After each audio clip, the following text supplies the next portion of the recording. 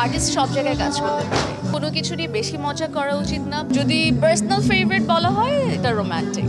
কিছু মানুষ যারা কথা বলতে পছন্দ করেন বা বলেন, এটা তাদের ব্যক্তিগত ব্যাপার। সো যখন আমাদের কাজের জন্য কেউ আমাদেরকে রেকগনাইজ করে বা আমাদের কাজটাকে অনার করে এবং আমাদেরকে একটা অ্যাওয়ার্ড দেওয়া হয়, এটা তো আসলে খুবই ভালো লাগে। এটা আসলে একটা ইন্সপিরেশন যে আমরা প্রতিদিন যে কষ্ট করে কাজ করি, সো এটাকে আরও অনেক বেশি যাতে আমরা ভালো ভালো কাজ করতে পারি, এটার জন্য আমাদেরকে খুব ভালো ইন্সপায়ার করে। সো আমার আসলে ডিফারেন্ট কাপড় চোপড় পরতে ভালো লাগে, সো এই জন্য আমি চেষ্টা করি নতুন নতুন কিছু। সো ওই জন্যই আজকে এটা। I am ready, I think. আমি তো অনেকদিন থেকেই বলছি যে আমি আসলে সিনেমা করতে চাই। So I am just waiting for the right director and the right call and the right script.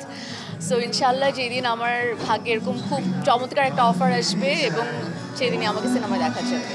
আসলে আমার কাছে মনে হয় আর্টিস্টদের জন্য তো আর্টিস্টদেরকে ভেদাভেদ আসলে ছোটো পর্দা বা বড় পর্দা হিসেবে করা উচিত না। আর্টিস্ট আসলে সব জায়গায় কাজ করবে।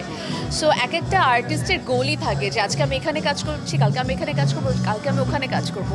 সো আই থিঙ্ক আমরা এভাবে ছোটো পর্দা বড় পর্দার ভেদাভেদটা না করি, আমরা সবাইকে আর্টিস্ট হিসাবে মূল্যায়ন করি এবং আর্টিস্ট হিসাবেই তাদেরকে মানি। অ্যান্ড আর্টিস্ট সব জায়গায় কাজ করতে পারে। হাসি, যেমন মানুষ হাসে, যেটা নিয়ে মজা করে, আমিও মজা করি, এটাই।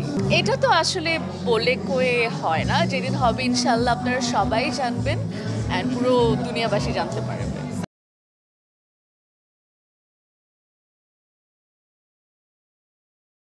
অফকোর্স ভালোই লাগে, বিকজ আসলে আমরা যাকে বেশি ভালোবাসি তার ব্যাপারেই আমাদের কিউরিয়াসিটিটা বেশি থাকে।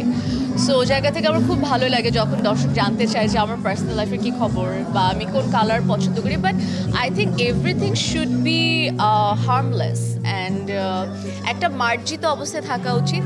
কোনো কিছু নিয়ে বেশি মজা করা উচিত না বা কারোর লেগ খুব বেশি পুল করা উচিত না।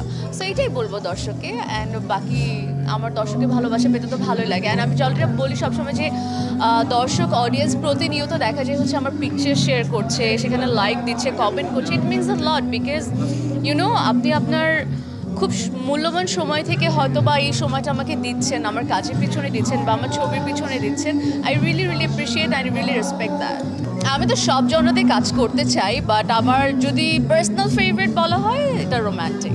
আমারটা আমি বলতে পারি, বাকিদেরটা আমি আসলে জানি না। আমি যেটা, আমার personal life is very personal, very private. I always try to keep it like that. আমার প্রাইভেট লাইফে আমি আমার প্যারেন্টসদের ছবিও খুব বেশি আপলোড করি না, যদি আপনারা খেয়াল করে থাকেন। অ্যান্ড আমার professional life is completely different. But বাকিটা আসলে দর্শক, কিছু মানুষ যারা কথা বলতে পছন্দ করেন বা বলেন, এটা তাদের ব্যক্তিগত ব্যাপার। এটা নিয়ে I think I am not worried at all.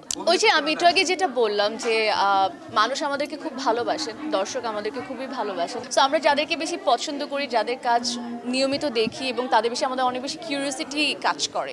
So ওই জায়গা থেকে দর্শক আসলে খোঁজা বা জানার চেষ্টা করে। অ্যান্ড ইটস ওকে, এটা আই থিঙ্ক ওয়ার্ল্ড ওয়াইড সব জায়গাতেই তো হয়। And it's okay.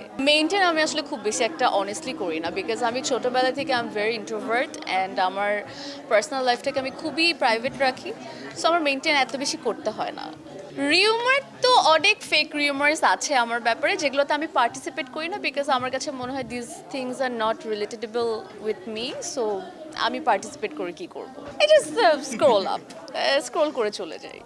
বেশ কয়েকটা নাটক আসছে, আসলে নাটকের নামটা আমি এখনই বলতে চাই না, বিকজ আমি চাই আপনারা সবাই আমার ফেসবুক পেজে যে দেখেন, because very soon I am gonna upload all those trailers and posters. So তার মাধ্যমে জানতে পারবেন।